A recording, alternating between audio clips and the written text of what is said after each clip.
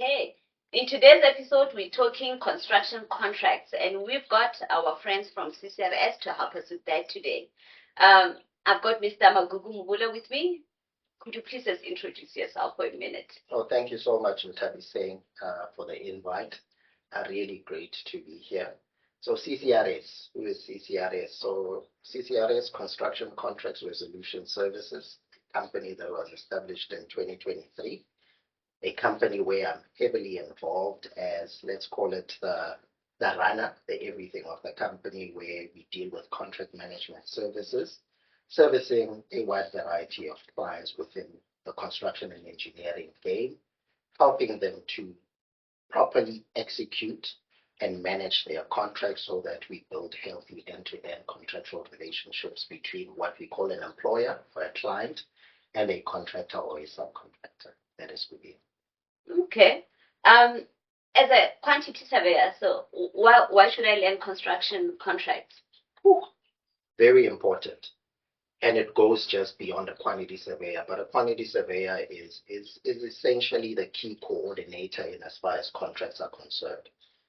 Very important because as the coordinator, you deal with contracts management. And again, this is whether you're dealing with the client, whether you're dealing with a contractor or a subcontractor. First, it starts at tendering stage. We know that as quantity surveyors, we are very critical in that process because we are the guys who measure the drawings, who look at the specifications and who price the job. Terms and conditions or your contract becomes very important. So while you're pricing, you need to understand the basis of your price, what the terms and conditions are so that you price accordingly. But also at the same time in the execution of a project, you need to be sitting with the team, whether you're working for the contractor, to ensure that the terms and conditions are followed. Everybody understands what the obligations and what the rights are within the contract so that you can properly execute the contract. But also as the employer, you know what your rights and your obligations are. And by doing that, we ensure that we have a good relationship and it becomes smoother in the execution of the works that we are doing. And a quality surveyor plays a key role in coordinating all of that to ensure that all parties play by it. But also, as I said, it does not only end with a quality surveyor.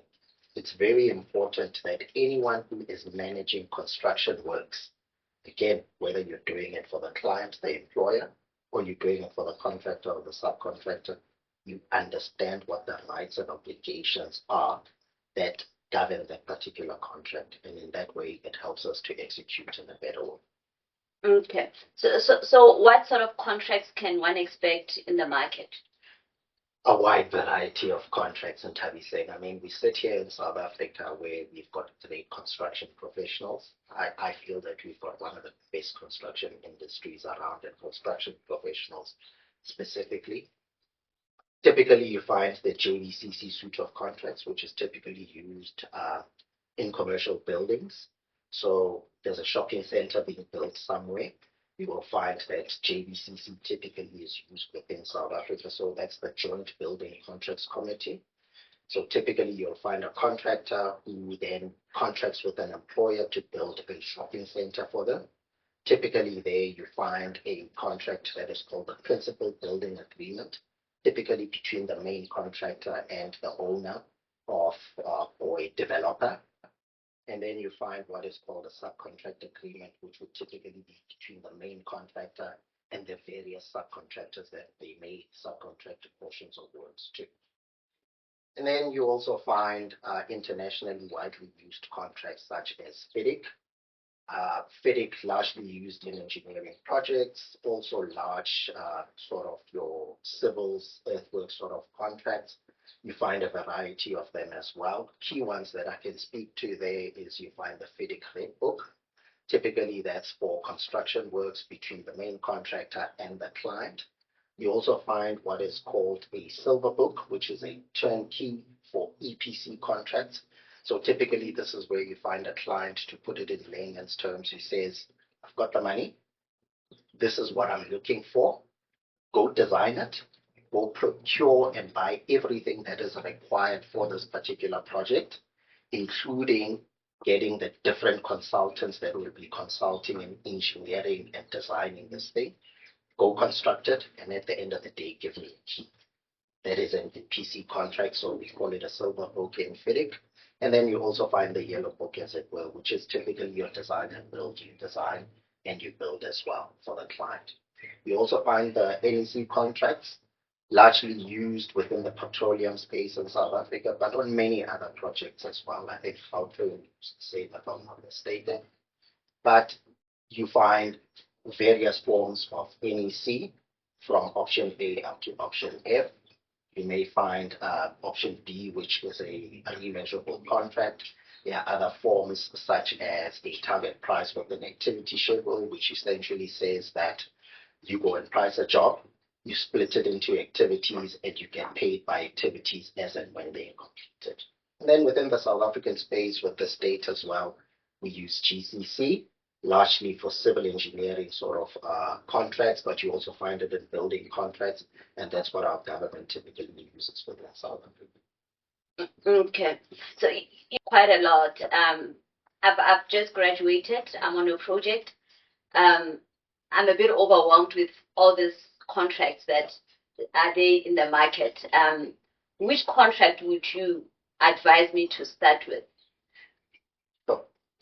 So on Tabitha, I would say this, and maybe this is the mistake we typically make. You must remember we were graduates as well at some point in time. The best way to learn something is when you're going to apply it. So my advice would be, it's not about which contract do you go to, but whatever project you may be on or projects that you are on, and it may be a portion of your time, understand what contract is being used so that whatever you are executing within that contract, you can then apply it clause by clause. It may not be all of the clauses at the same time, but it may be that you are dealing with a measurement clause that tells you how you measure, that tells you how you put in an evaluation and a claim so that you get paid, and you apply that particular clause to what you're doing on that particular contract. That way it sinks in. Whereas if I was to say to you the best one to go start with is, let's say, GCC, you go read it, but you don't apply it, and the knowledge does then not sink in. Application is always the best way to learn. Yeah, I agree with you that the more you learn is... Absolutely. Yeah, the more you can apply what you've learned. Okay, and then let's go to a different scenario now. I'm a contractor. I've been awarded a project. Where do I start? I've got the contract. It's just been sitting here now, landed on my table. Where do I start? It's a 500-page document. You definitely do not start when you get the contract. And this is the mistake that you typically make. We almost make that the be-all, end-all, and the most important part of it. But the key part in Tabitha when it comes to this is right at the beginning. So a tender goes out. A client wants to build something, whatever it may be. It is very important at that particular point in time to understand the terms and conditions that you'll be contracting under. What does it help you with? Yes, you'll receive specifications, you'll receive drawings, you'll receive a bill of quantities, typically what you find today. But the terms and conditions then help you to price this thing in a proper way so that you can execute it in the best way possible and deliver a quality product to your client. What do I mean by it in terms of? It may be that you get a bill of quantities, you get specifications, but you don't worry about the terms and conditions. You price it as best as you can, but you may have a payment clause within the terms and conditions that says that you'll get paid 120 days after you've put in a claim. You did not know that.